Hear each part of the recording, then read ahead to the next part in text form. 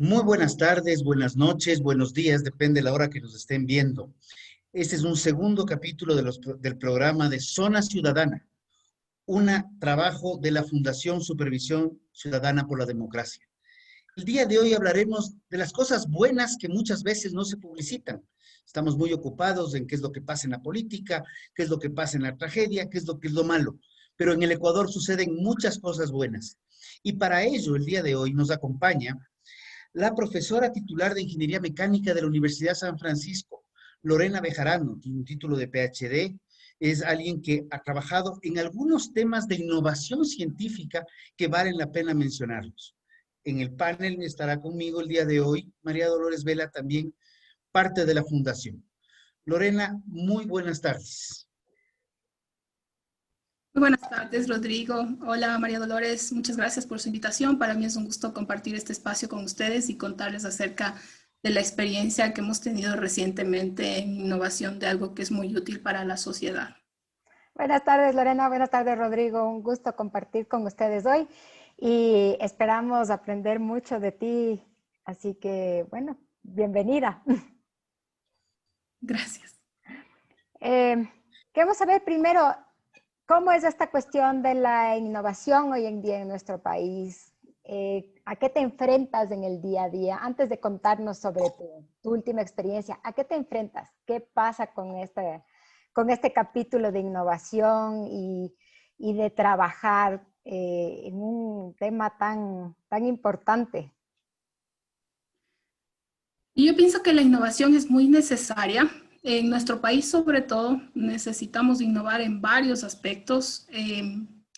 Y creo que tienes que tener una motivación primero para poder innovar. Y esa motivación puede nacer de una necesidad, por ejemplo. Puede ser una necesidad incluso económica, ¿no es cierto? Una necesidad de bienestar, una necesidad de progreso.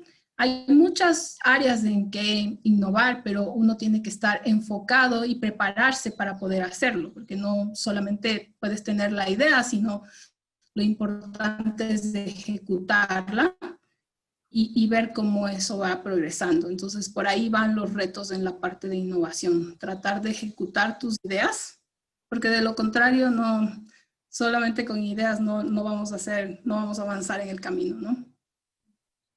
Y estamos localmente preparados. Somos un país con muchos recursos, pero ¿estamos preparados como sociedad, como individuos, como ecuatorianos? ¿Estamos listos para dar este paso?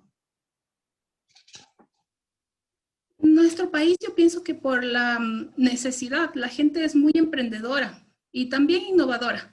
Los retos en la innovación tecnológica son muy grandes porque sí tenemos un retraso bastante grande en cuanto a desarrollo, pero se pueden lograr. Es mucho más difícil, es mucho más, ¿qué te digo? No sé si difícil, sino challenging, un reto mucho más grande, pero con las herramientas necesarias y sobre todo con gente preparada, yo creo que sí se pueden lograr las cosas.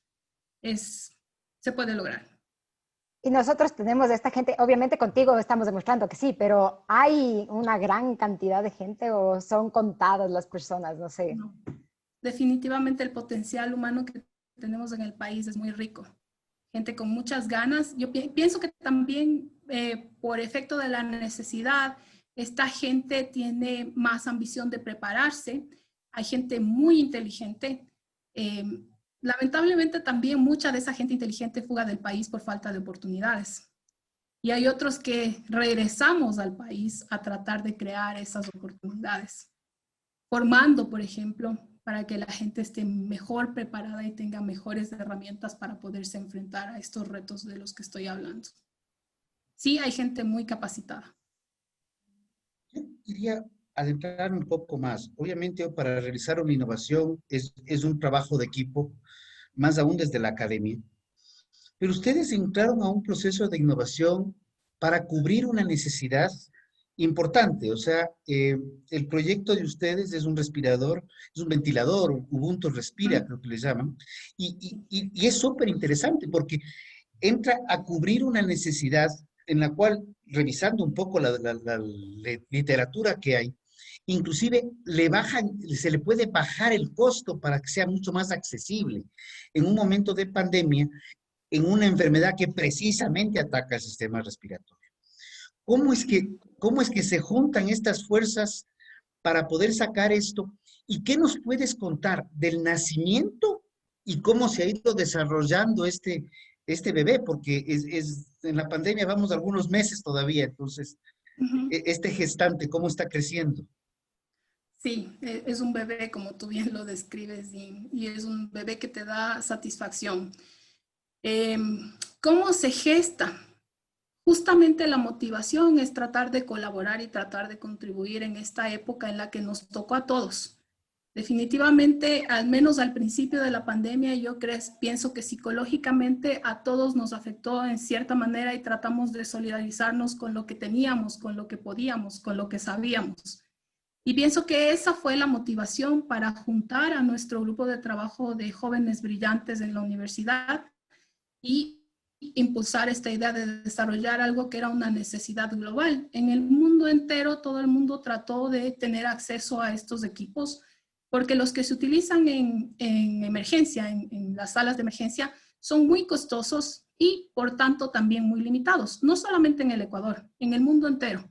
La gente tuvo esta visión de tratar de desarrollar algo rápido, barato y funcional para atender la emergencia en Inglaterra, en Estados Unidos, en España, en todo el mundo. Empresas, universidades, institutos de investigación. La motivación fue esa, la necesidad y tratar de colaborar con lo que tú puedes. Ahora, ¿por qué nos metimos?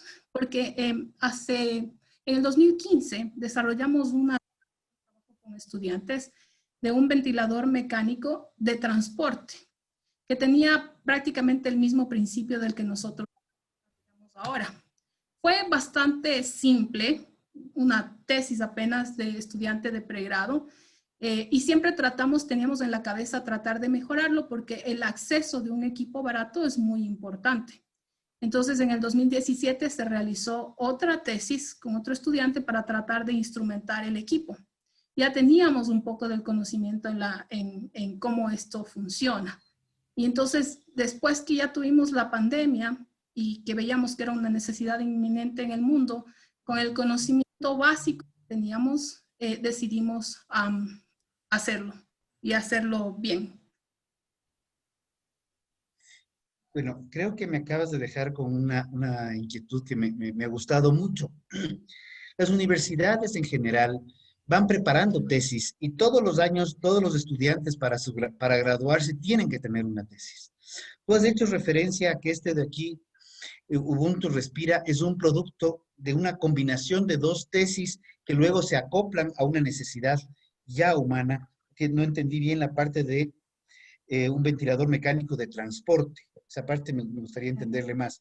Pero, ¿cuántas de estas tesis que, que, que pueden ser muy valiosas están disponibles para el sector privado para decir, justo este es el problema que yo necesito resolver, o justo este de aquí es la herramienta que a mí me hacía falta? Porque esta vinculación entre lo académico y lo productivo, lo de la empresa privada, sea para salud, sea para lo que sea, como que alguna cosa falta, pero no acaban de engranar. Y para seguir en la parte mecánica. Ujú. Tienes toda la razón. Es justamente lo que tú estás tocando como un tema de ese divorcio que existe natural entre empresa y universidad. Es algo que tal vez es una gran limitante para el desarrollo del país.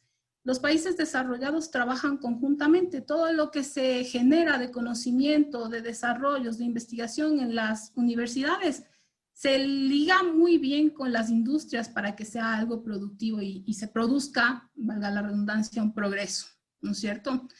En Ecuador, lamentablemente, todavía no llegamos a hacer esa conexión. En la universidad, como carrera, nosotros siempre tratamos de trabajar conjuntamente, pero no sé cuáles son las restricciones que no deja que la gente con visión vea que se puede tomar un beneficio de lo que se desarrolla en la universidad. No hemos avanzado por hacer todavía.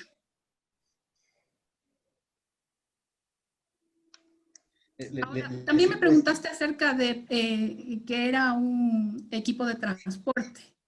¿Qué es Sí. un ventilador mecánico de ¿Cuál es transporte? la diferencia con el otro? ¿Qué hay? Porque la verdad es que es la primera vez que escucho ese término. Ya, porque normalmente los que están conectados en las salas de emergencia, no soy médico, pero todo lo que hemos aprendido, porque nos tocó muchísimo aprender para desarrollar bien el equipo con toda la funcionalidad y sensores y controles que los médicos requieren, son estáticos y tienen un control de ingreso de oxígeno normalmente hospitalario con aire, ¿sí? Y están ahí y son equipos robustos con muchos controles.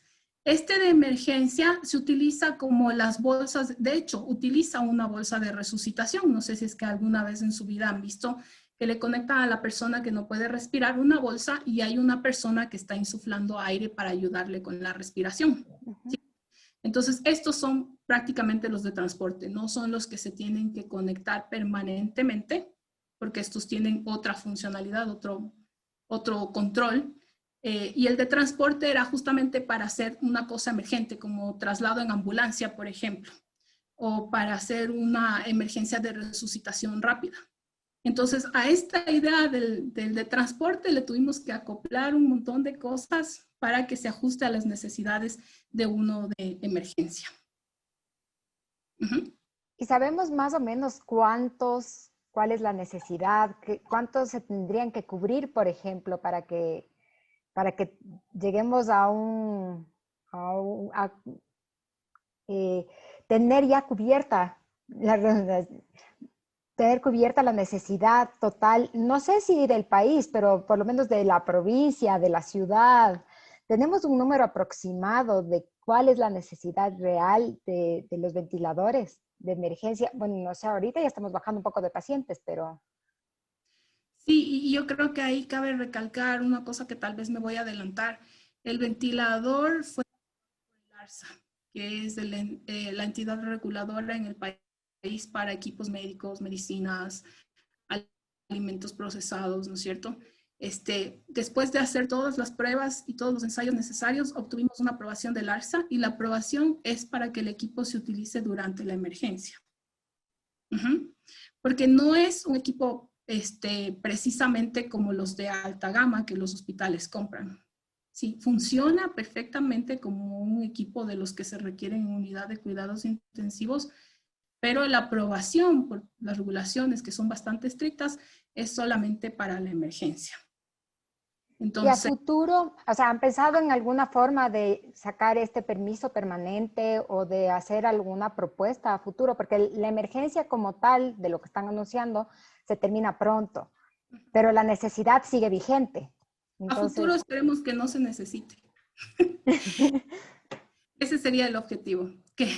Y pienso que tenemos esa visión. Ojalá que no se necesite. Pero si es que no lo van a necesitar, porque también hay un problema con la parte médica, ¿no es cierto? Los médicos normalmente tienen el respaldo de las casas que fabrican estos equipos de garantía y de control y de asistencia técnica para poderlos usar. Porque al final yo pienso que la responsabilidad ulterior de los médicos es como que les deja un poco el freno de tratar de utilizar algo que es nuevo, recién desarrollado y que aunque ha pasado todos los controles y las pruebas, hay un poco de resistencia a usar algo nuevo. Ellos están más seguros con grandes marcas, ¿no es cierto? Pero a no tener nada que usar, puedes usar algo que sabes que está aprobado, ¿no es cierto? Entonces, por eso es el objetivo de utilizarlo en emergencia. Si es que no se utiliza ya en este estado para los pacientes, el equipo puede tener otra utilidad. Por ejemplo, para equipo veterinario, para cirugías en animales, por ejemplo. Funciona perfectamente. O para el transporte, justamente en ambulancias, por ejemplo, cuando una persona tiene algún accidente y por alguna razón no puede respirar, o cuando le trasladan de un hospital a otro y no tiene el equipo UCI que le va a ayudar a respirar, podemos conectar de transporte que le podría ayudar. Esa es la visión que tenemos después de que pase esta situación. Bueno, esta situación esperemos que pase pronto, pero los pronósticos nos dicen que todavía tendremos COVID para algún rato más. Y eso sí es algo que hay que dejarlo claro a la población. Y ya estamos a días de que se levante el estado de excepción, en donde ya la corresponsabilidad pasa del Estado, en cierta forma, a la gente, pero también a la gente que tiene que cuidarse por el mismo hecho de tener un amor propio, no porque alguien le diga que tiene que cuidarse. Pero, ¿han podido desarrollar algo? ¿Qué tanto ha salido a, qué tanto se está usando la explicación que nos has dado con respecto a que los médicos prefieren las marcas? Y curiosamente tú estás dando una explicación que va más allá de todo, que es por el tema de responsabilidad ulterior. O sea, el médico tiene miedo de utilizar un equipo que no tiene 100% las certezas que le funciona, aunque funcione bien, porque puede terminar demandado al final del día por unas normas jurídicas que no quiero entrar en ese detalle. Dos temas puntuales. ¿Cómo así? A ver, el ventilador es un ventilador de emergencia, que son nombres que les entendemos rápido, ¿no? ¿Cómo así terminaron con un nombre tipo Ubuntu?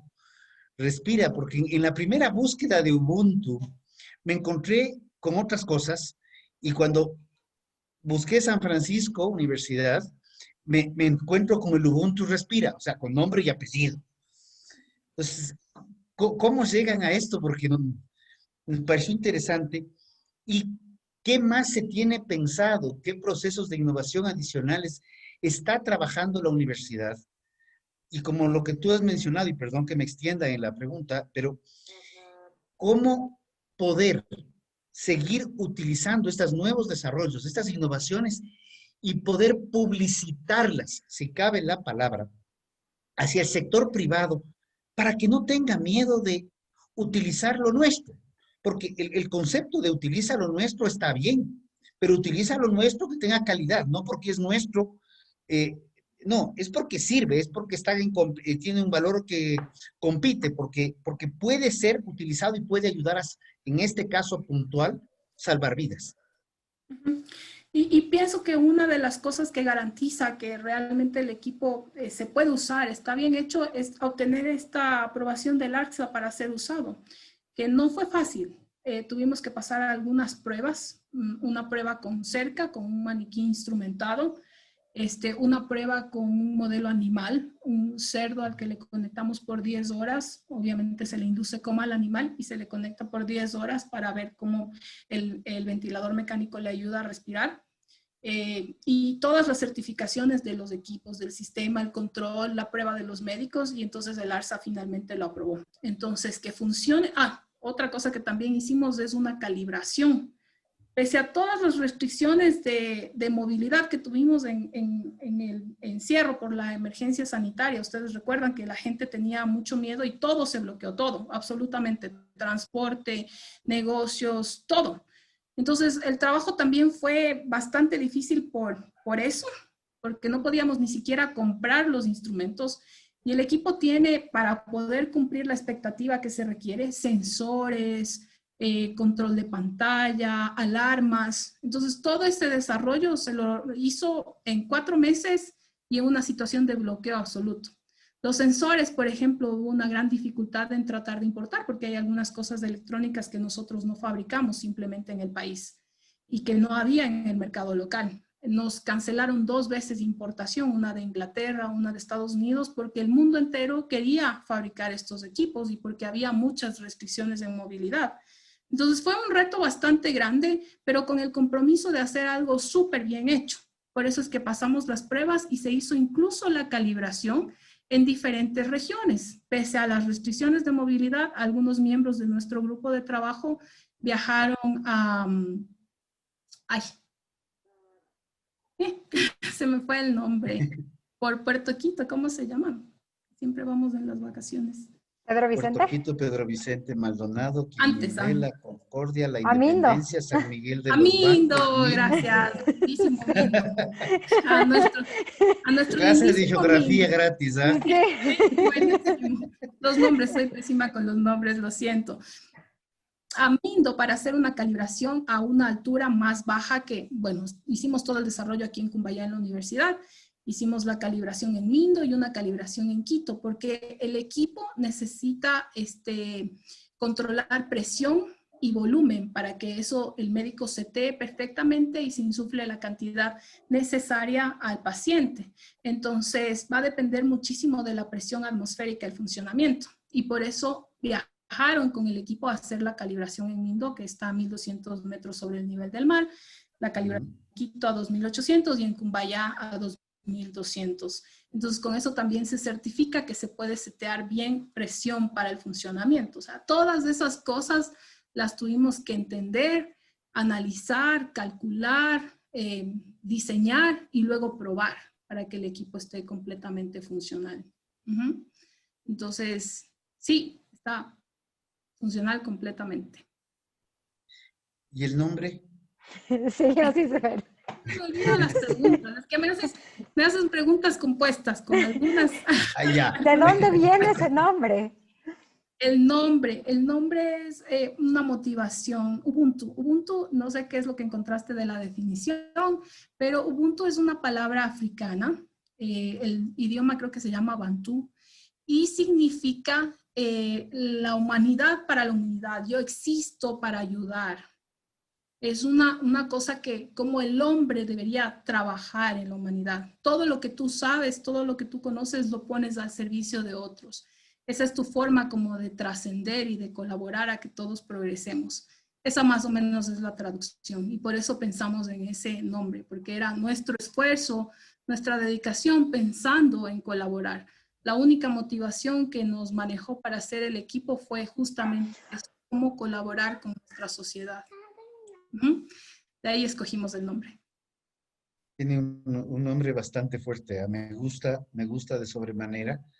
Y, y bueno, me imagino que esto de aquí estará registrado en patentes o cosas por el estilo para eso. Y una pregunta para completarte es, si esto tiene las aprobaciones de ARCSA y los últimos gobiernos hablan mucho de utilice lo nuestro, ¿qué tanto está utilizando el sector público esto? Para no hablar del sector privado, sino del público. Ya, muchísimas gracias. También el equipo está pensado como una donación y la aprobación del ARSA dice que el equipo se done a los hospitales, porque no es un equipo que lo puede tener una persona en la casa. Ya les he comentado un poquito de la funcionalidad y las funciones que tiene. Debe ser operado por médicos, ¿sí? Con setear los parámetros y todo en función del paciente, de las necesidades que tenga el paciente. Entonces, no lo hemos patentado todavía, ¿sí? No sé si lleguemos a hacer una patente con el equipo, probablemente como modelo de utilidad para las otras aplicaciones que yo les comenté. ¿Cuál era la otra pregunta? ¿Qué tanto apoyo tienen? Apoyo, el dinero, claro. Son solamente dos. Hemos fabricado solamente 2 equipos porque sí es un poco costoso, ¿no? El precio total del equipo es de $1,500, sin contar absolutamente nada más que lo que necesitamos para fabricarlo, ¿sí? Y entonces, en el desarrollo, entre prueba y error, obviamente gastamos un poco más de dinero. Obtuvimos un financiamiento en una competencia auspiciada por la AEI, la Agencia de Innovación y Emprendimiento en Ecuador, y nos financiaron $7,000 para la fabricación de Ubuntu. Entonces, con eso logramos fabricar 2 equipos que fueron donados, uno al Hospital de Babahoyo, el Hospital de Líderes en Babahoyo, y el otro al Hospital Eugenio Espejo aquí en Quito. El de Babahoyo, lo probaron, hicieron capacitación con el personal que lo iba a utilizar, enfermeras, médicos, y lo utilizaron con un paciente. El de aquí del Eugenio Espejo no se llegó a utilizar con paciente, los médicos siguieron probándolo y por las restricciones que yo justamente les mencionaba, ¿no? El Ecuador está produciendo, el Ecuador tiene tecnología, el Ecuador está innovando. El Estado ecuatoriano está validando esta investigación y esta innovación. Bueno, estaba hablando de que en el país nosotros siempre hablamos del consumo a lo nuestro.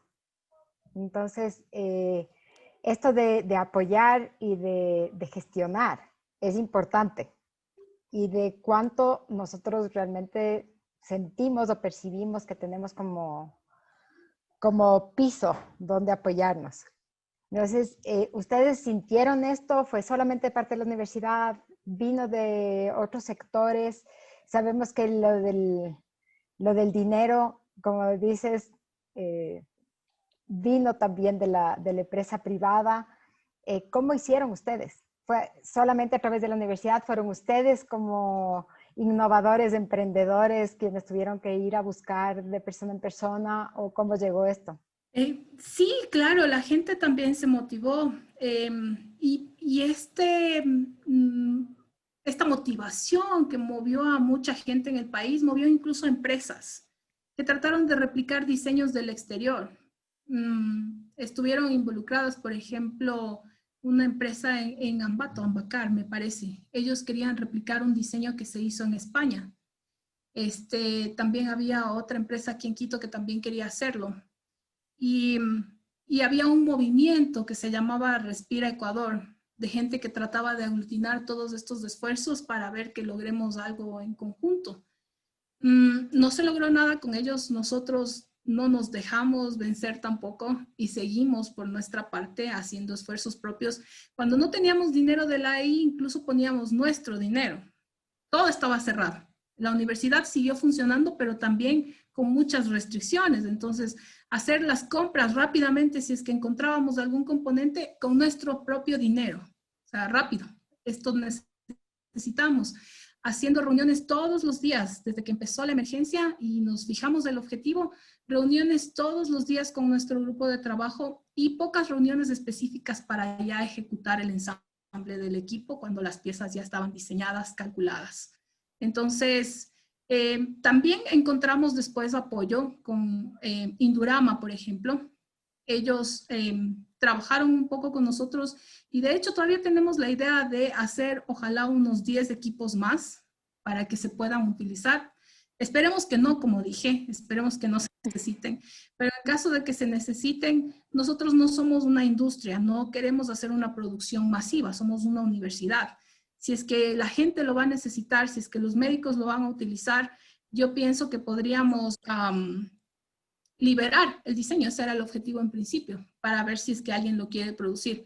Pero están las restricciones que hace ratito estábamos comentando, ¿no es cierto? Las restricciones de uso solamente en emergencia, que eso limita bastante. Pues nos estamos quedando ya con unos pocos minutos, no sé, ¿qué mensaje nos darías si es que no lo has dado ya? Y perdón por esta falla tecnológica. Yo no les he comentado que esto es un grupo de trabajo bastante grande. Todos nuestros profesores, casi todos nuestros profesores de la carrera, gente jovencita, profesores nuevitos que son graduados nuestros y que se vinculan a la universidad como profesores de laboratorio, por ejemplo, profesores titulares, un montón de potencialidades de gente, conocimiento de fluidos, conocimiento de mecanismos, la gente que nos ayudó con las compras, la gente que efectivamente maquinó las piezas, las imprimió en 3D, las cortadoras, o sea, todo un equipo de gente en la parte ya del equipo. Pero también en la parte de asesoría médica, en medicina, trabajamos con una profesora de medicina. En la parte de las pruebas de modelo animal, con profesores de veterinaria. O sea, es un grupo súper rico, súper grande, de gente muy motivada que con cada uno con su potencialidad logró cumplir este objetivo.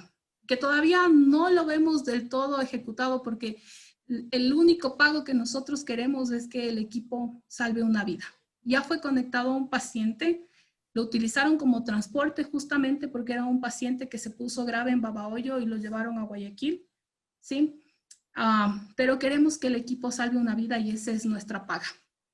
Yo pienso, y el mensaje que doy a la gente es juntar potencialidades. Nosotros podemos lograr cosas muy grandes explotando las capacidades de todas las personas que tenemos alrededor y teniendo una motivación, como en este caso, una motivación tan sentida, que yo creo que a todos nos llegó tan fuerte ver como en la crisis económica y todo lo que tenemos en nuestro país, tener esta crisis sanitaria que se está llevando incluso los mismos héroes que son los que están salvándonos, los médicos, ¿no es cierto? Entonces tratar de hacer un aporte, cualquiera que sea, tiene que ver muchísimo con juntar potencialidades de gente y tener una gran motivación para lograrlo. Entonces yo pienso que somos capaces en Ecuador, hay gente muy, muy capaz, hay que fijarse en la meta y trabajar pese a todas las restricciones que uno pueda tener. Les dije que era un movimiento de varias personas, incluso empresas, tratando de lograr este objetivo y que a medida de que se presentaban las dificultades, un poco todas las colaboraciones se fueron diluyendo. Lo importante también es perseverar en tu objetivo y se pueden lograr las cosas. Muchas gracias, Lorena. Te agradecemos por habernos acompañado en este espacio. Siempre esta será tu casa cuando quieras regresar y esperamos a ver qué otras cosas nuevas nos traes en el futuro. Queremos invitar a todos quienes nos escuchan a seguir nuestras redes en Twitter, en Facebook, Super Ciudadana de la Fundación Supervisión Ciudadana por la Democracia. Rodrigo. Bueno, de igual manera, darte las gracias. María Dolores, un gusto estar aquí, un gusto a todos quienes nos han seguido, quienes están viendo esto en vivo, quienes lo van a ver en otros momentos. Pero creo que me queda un mensaje. El trabajo no es de un solo grupo, es un trabajo multidisciplinario, un objetivo que no es económico, es un objetivo humano de valores. Y yo creo que eso es hablar muchísimo ya. Creo que ese ya es un gran logro. Pues Lorena, te agradezco infinito, un saludo y una felicitación a todo el equipo. Muchísimas gracias a ustedes y también felicitaciones por su iniciativa. Éxitos.